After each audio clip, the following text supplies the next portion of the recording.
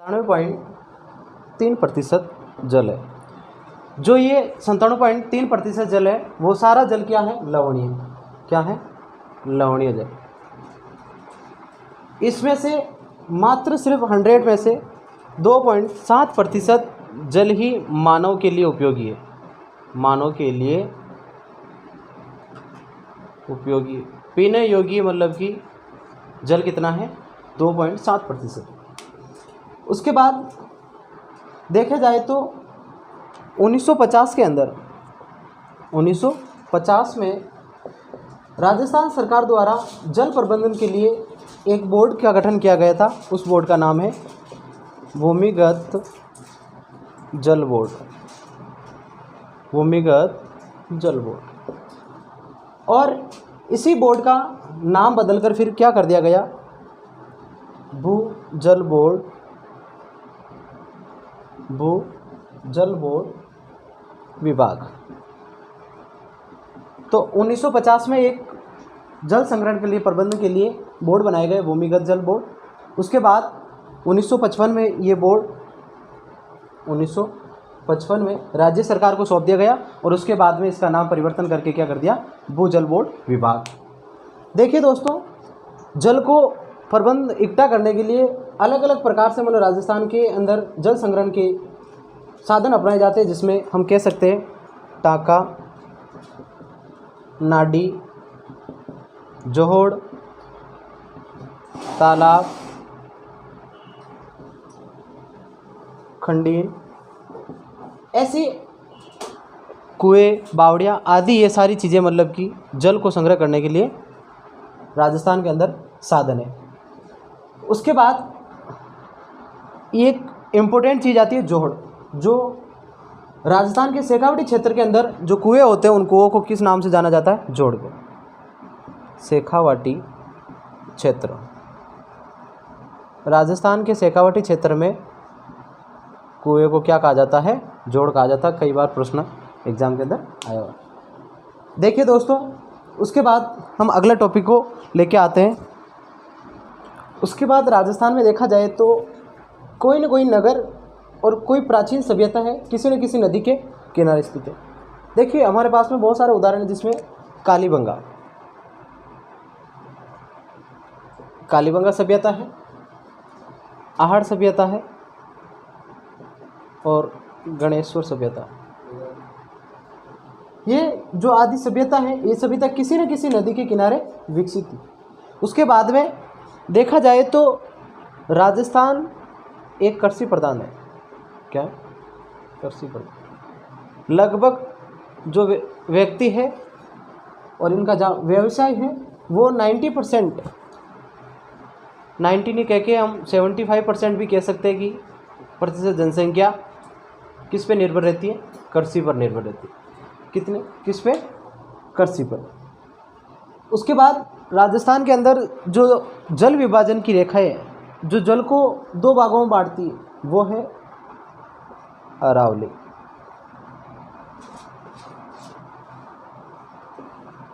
ये वर्षा को राजस्थान के अंदर जल विभाजन की क्या है? एक रेखा है अरावली, जो प्राचीन, सबसे प्राचीन पर्वत श्रृंखला।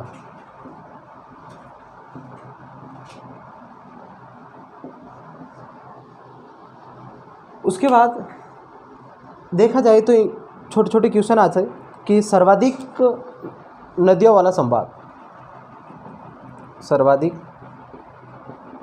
नदियों वाला संभाग कौन सा है? कोटा। कौन सा संभाग है? कोटा। और सर्वाधिक जो जल और नदियों वाला जिला कहा जाए तो चित्तौड़गढ़। ये दो इम्पोर्टेंट चीज़ें हैं जो नॉर्मल एग्ज़ाम जैसे बीएसटीसी, पीटीटी जैसे एग्ज़ाम के लिए पूछने। देखिए दोस्तों, अब हम पढ़ते हैं अपने टॉपिक के साथ में। अपना टॉपिक है नदियाँ। देखिए दोस्तों, आज हम पढ़ेंगे नदियाँ। राजस्थान की नदियों में देखिए, नदियाँ 3 प्रकार की होती है। फर्स्ट नंबर देखें तो बंगाल की खाड़ी में गिरने वाली नदियाँ, बंगाल की खाड़ी में गिरने वाली। उसके बाद दूसरे नंबर पे देखें तो अरब सागर में गिरने वाली नदियाँ, अरब सागर में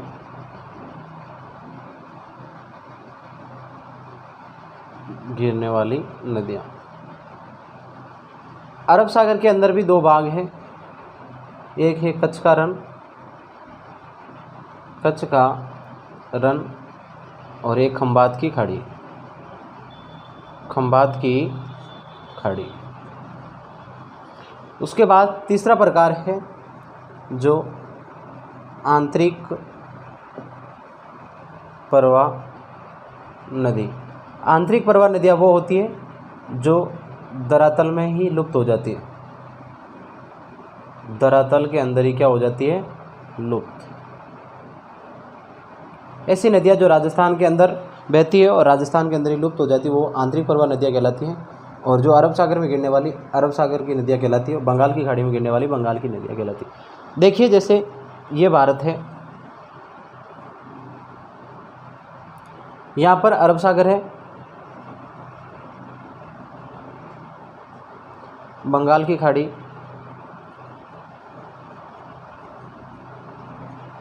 और यहाँ है जो कच्छ का रण है, क्या है, कच्छ का रण, और यहाँ है खंबात की खाड़ी, खंबात की खाड़ी यहाँ, ठीक है।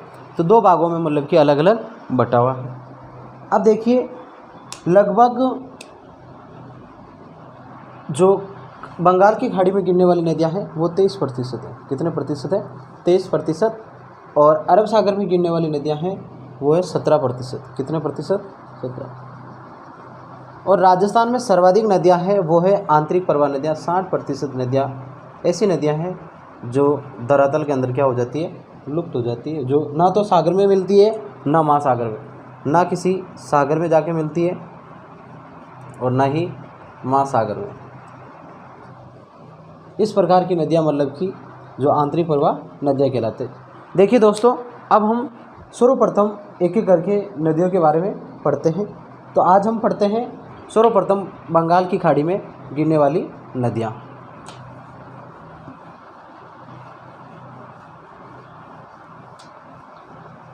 बंगाल की खाड़ी में गिरने वाली नदियाँ, बंगाल की खाड़ी में गिरने वाली नदियाँ जिसमें से प्रमुख नदियाँ आती है जैसे मानो कि चंबल नदी, बनास, इसका भी जल किस में जाता है, बाणगंगा, इनका भी जल किस में जाता है, बंगाल की खाड़ी में जाता है। बेड़ज, काली सिंध,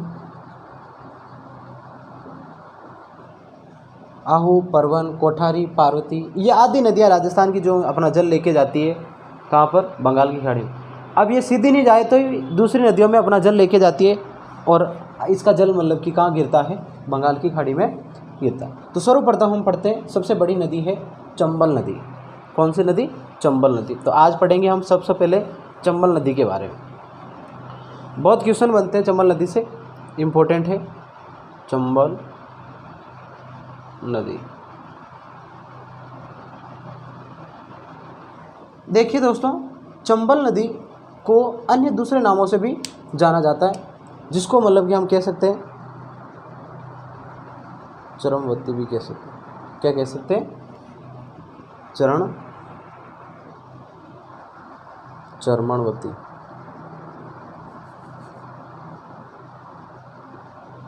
चरमणवती। आ गया समझ में। उसके बाद राजस्थान की कामधेनु, राजस्थान की कामधेनु भी कहते हैं। उसके बाद राजस्थान के अंदर 12 में से बहने वाली नदी भी है, ये 12 मासी नदी भी कहते हैं इसको। उसके बाद इसके अलग अलग जो ये सारे क्या हैं उपनाम है, नित्य वाहिनी भी कह सकते हैं, नित्य वाहिनी हमेशा मतलब कि बहने वाली। तो ये चंबल नदी के क्या है, उपनाम है। अब देखिए राजस्थान में कुल अफवाह क्षेत्र में 20.90% जल चंबल नदी के अंतर्गत आता है। राजस्थान का जो जल होता है जिसमें से 90% जल है वो किस में आता है? चंबल नदी के अंदर। और ये उद्गम स्थल कहाँ है, कहाँ से राजस्थान में प्रवेश करती है, ये सारी चीज़ें हम देखेंगे। तो सर्वप्रथम देखें तो इसका उद्गम स्थल कहाँ से निकलती है? उद्गम स्थल इसका है मध्य प्रदेश। कहाँ है? मध्य प्रदेश। मध्य प्रदेश के जिला है इंदौर। मध्य प्रदेश के इंदौर जिले के महू के निकट, महू तहसील के निकट विंध्याचल पर्वत से निकलती है। कौन से पर्वत से निकलती है? विंध्याचल पर्वत।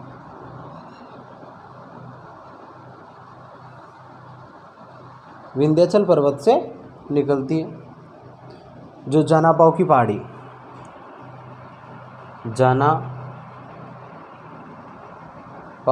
जानापाव की पहाड़ी।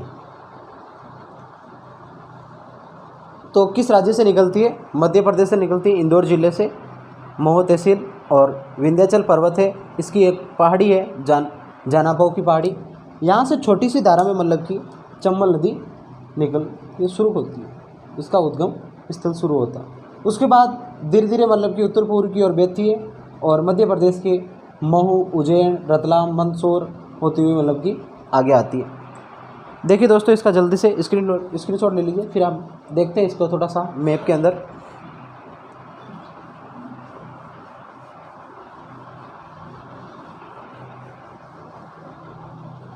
चंबल नदी, किस नदी की बात हो रही है? चंबल नदी के बारे में। तो देखिए दोस्तों, ये है एमपी,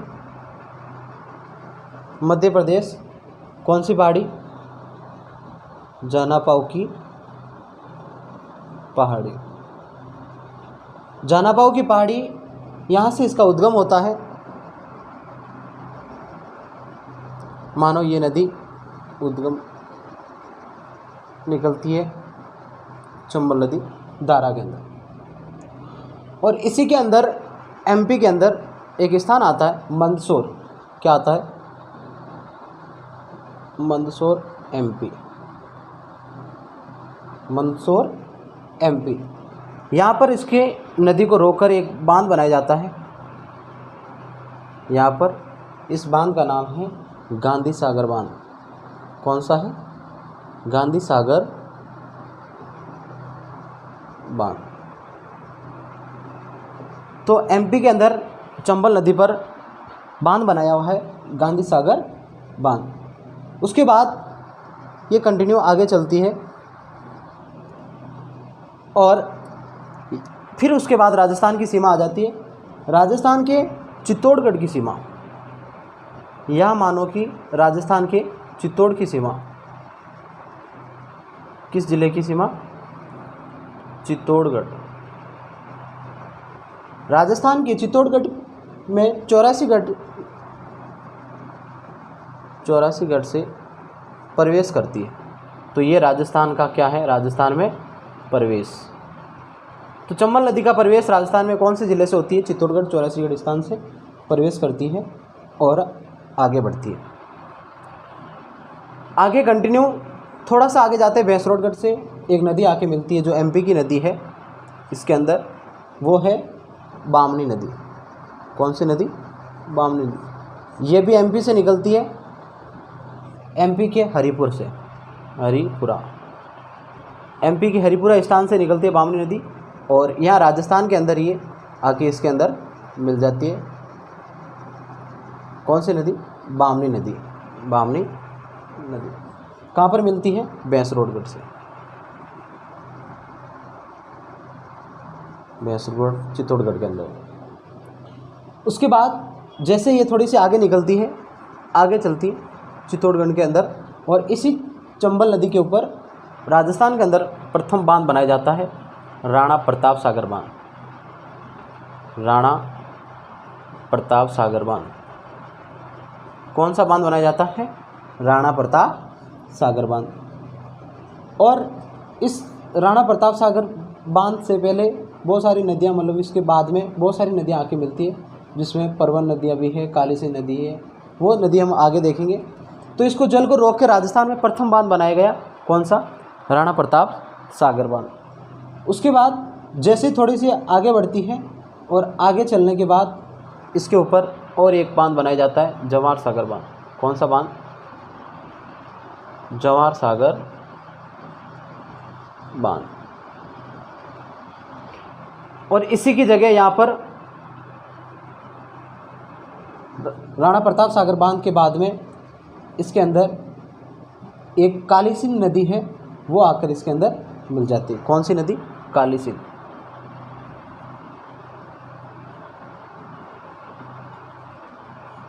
कौन सी नदी आके मिल जाती है? काली सिंध, जिसका उद्गम स्थल है काली सिंध का